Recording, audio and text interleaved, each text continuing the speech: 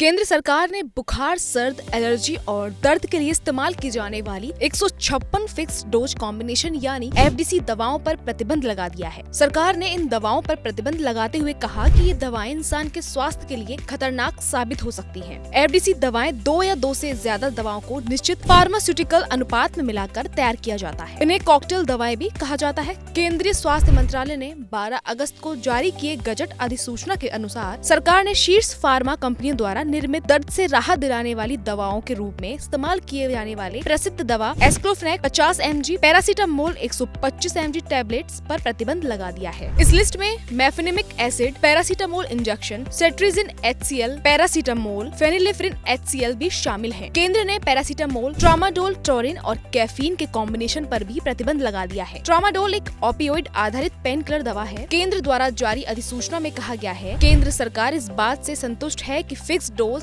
Combination दवा के इस्तेमाल से इंसानों को खतरा हो सकता है, जबकि उक्त दवा के सुरक्षित विकल्प उपलब्ध हैं। इसमें कहा गया है कि इस मामले की जांच केंद्र द्वारा नियुक्त एक विशेषज्ञ समिति द्वारा की गई, जिसने इन एफसीडी को तर्कहीन माना था। इसमें आगे कहा गया है कि शीर्ष panel drugs technical advisory board यानी DTAB ने भी इन एफडीसी की जांच की सिफारिश की थी। इन एफडीसी में निहित सामग्रियों के लिए कोई चिकित्सकीय औचित्य नहीं है।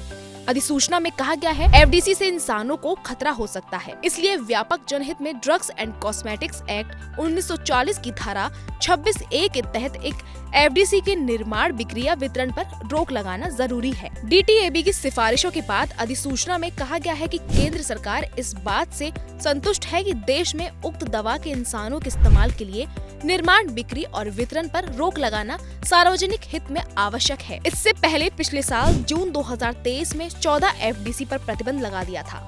सूत्रों ने कहा कि हाल ही में प्रतिबंधित किए गए कई एफडीसी भी उन 344 दवा कॉम्बिनेशन में से थे। सरकार ने 2016 में 344 दवा कॉम्बिनेशन के निर्माण, बिक्री और वितरण पर प्रतिबंध लगा दिया था। उस वक्त सुप्रीम कोर्ट के आदेश पर गठित एक विशेषज्ञ पैनल ने कहा था कि उन्हें वैज्ञानिक डेटा के बिना रोगियों को बेचा जा रहा था। दवा बनाने वाली कंपनियों ने आदेश को अदालत में चुनौती दी थी।